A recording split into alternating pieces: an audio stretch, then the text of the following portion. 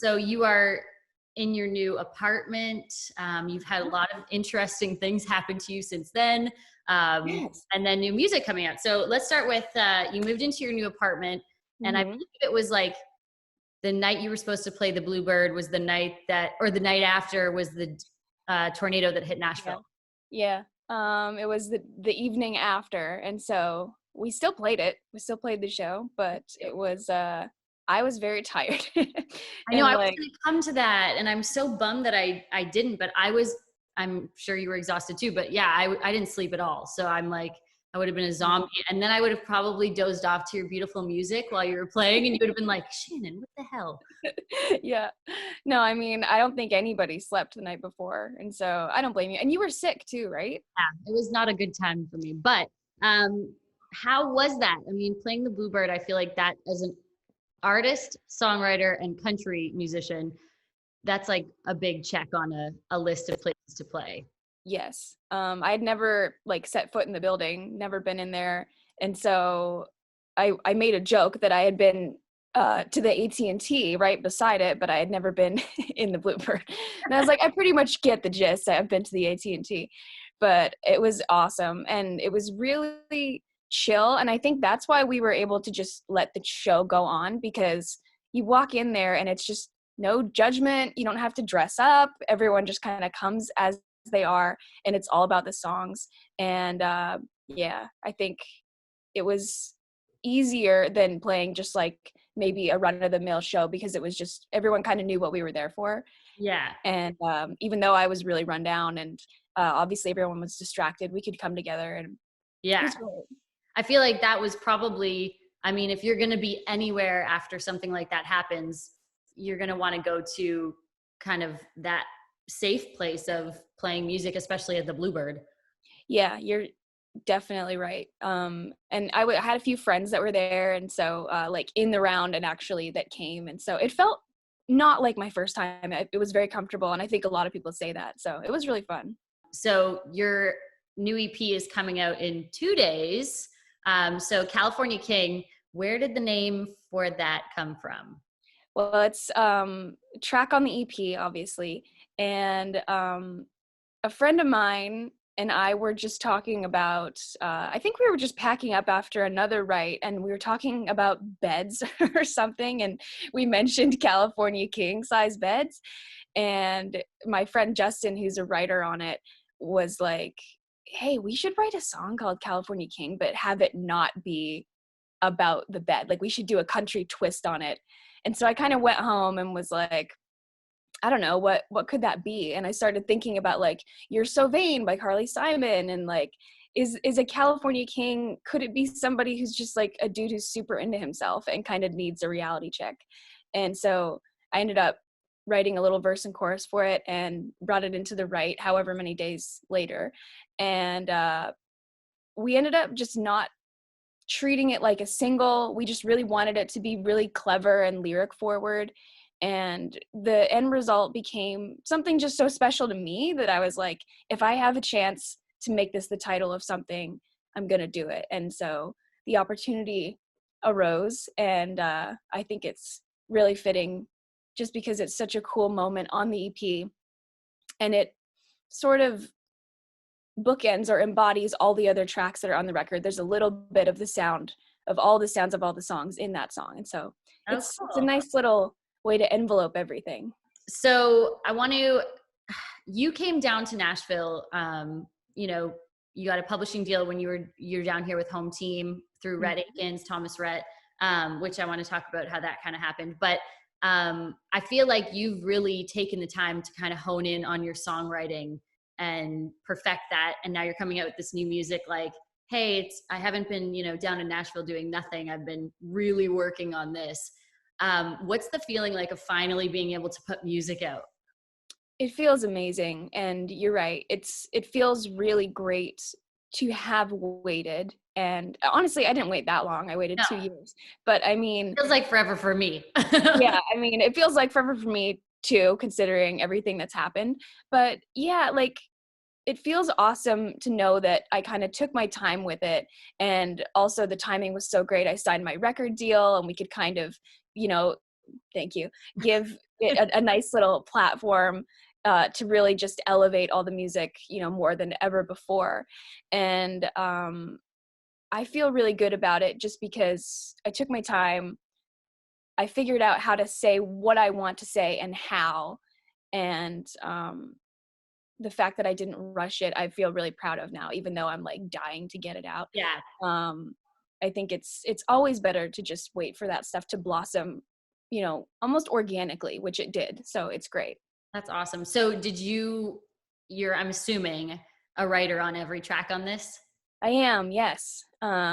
We actually have more songs, done. We have a whole album's worth. And so that I did get to co-write on all of them in some capacity. And so it's been, I don't know how many, probably hundreds of songs we had to whittle down, but these ones I feel like are the best ones, and they're a body of work. And so I'm excited to put the whole thing out. But for now, this is a taste of what's to come. So I'm really excited. Yay. So I know the story, but for anybody else out there who does not know the story, so before you got your record deal, you got a publishing deal, which is a huge, huge accomplishment for a songwriter in Nashville to get that. But not just any publishing deal, with Home Team Publishing, which is Rhett Akins and Thomas Rhett. And how did this all happen, getting this publishing deal?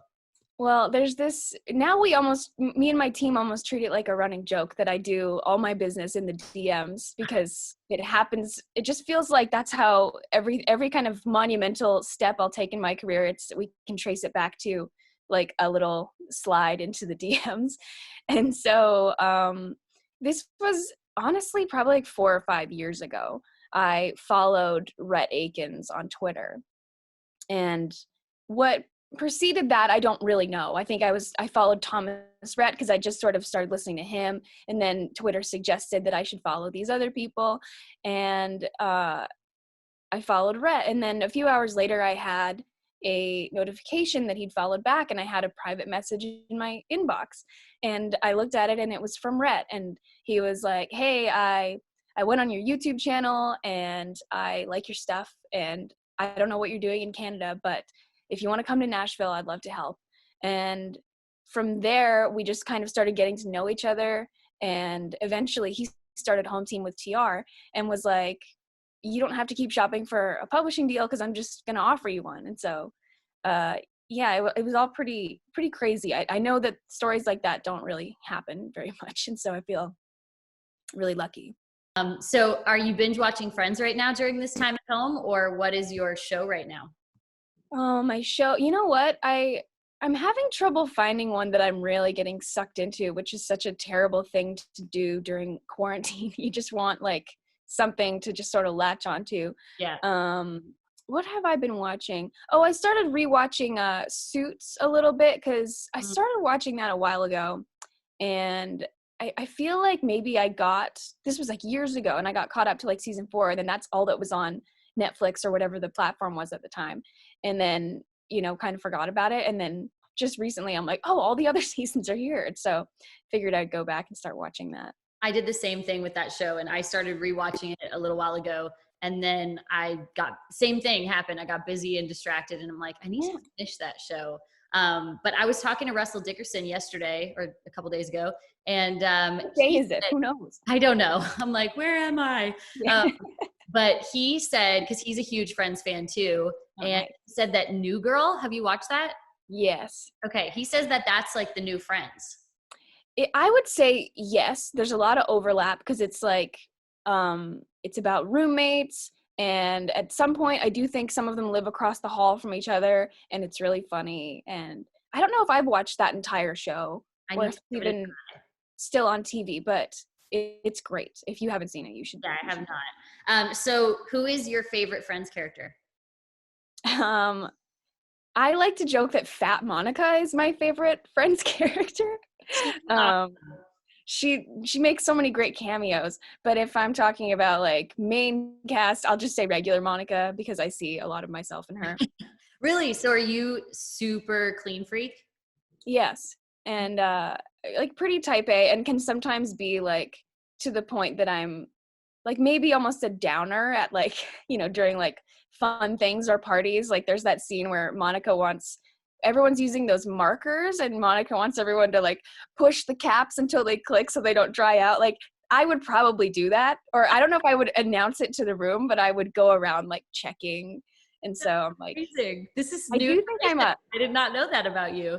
yeah. I mean, I think people assume that I'm maybe like a Phoebe because I'm like a creative person, but I do think there's like a layer of structure and type A that is inside me. So I'm definitely more in the Rachel Chandler lane.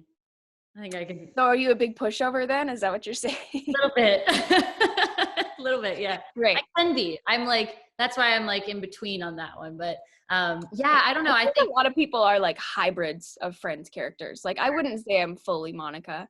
Yeah. I would say I would like to think I'm a hybrid of all three of the girls, actually. Yeah. There's definitely different things. You write, not that Smelly Cat is not a great song, but your songwriting skills are slightly better than Phoebe's. I mean, Smelly Cat is a smash, and I've always wondered who has the publishing on Smelly Cat, or if it's even registered anywhere. Maybe we could register it with SoCan. You should rewrite it. Not rewrite it, but redo it in your Sykamore vibes. I should. That would be really funny. Yeah, I think that's a great idea. So what have you been, obviously, I'm assuming, have you been writing at all during this time at home, or? No, actually. I mean, I go through phases, especially when I'm about to put music out. I don't write at all because I try to get my mindset off of whatever the sound for the record is so I can get into another mindset. And I'm finding, after having done this once before, I found it was kind of necessary to just take a little bit of a break and reset my brain. Not that I'm like fried on writing, but I just want to get a few more new ideas. Otherwise, I feel like I'm just going to keep writing. I'm going to stay in this sound. And since we're already done that part, kind of want to keep evolving. But that's not to say, I think every once in a while I'll think of like a phrase or a melody or something. I'll be like, oh, this needs to go on the bank. And so I'll quickly just like sing it into my phone, but I'm not actively writing. Yeah. Well, I feel like this time will give you a lot of, not that you're out experiencing things, but I feel like you may generate some ideas with all this time to settle. And yeah. I've wondered how many people are going to just come out with these awesome albums in like 9 months. Cause like all we've had to do is just sit around and, all of the, like almost all of the business side of music for right now is somewhat dormant. And so all we have right now is the creativity. And so it'll be interesting to see. Well, I'm excited to just listen to your new stuff and have some awesome music to jam out to while I'm sitting in my house, feeling zen, listen to some Sykamore. How's your new house? Looks good from what I can see. It's this is just the bed. I'm like, this is the most bright finished area. Yeah. But it's coming. We have no excuse but to finish everything that we can do right now because lots of time to do it. But finally some nice weather, so that is making me feel a little bit more inspired. And it's funny how the sun makes everything a little less apocalyptic. I'm not gonna lie, I was in a weird headspace during those really dark rainy days.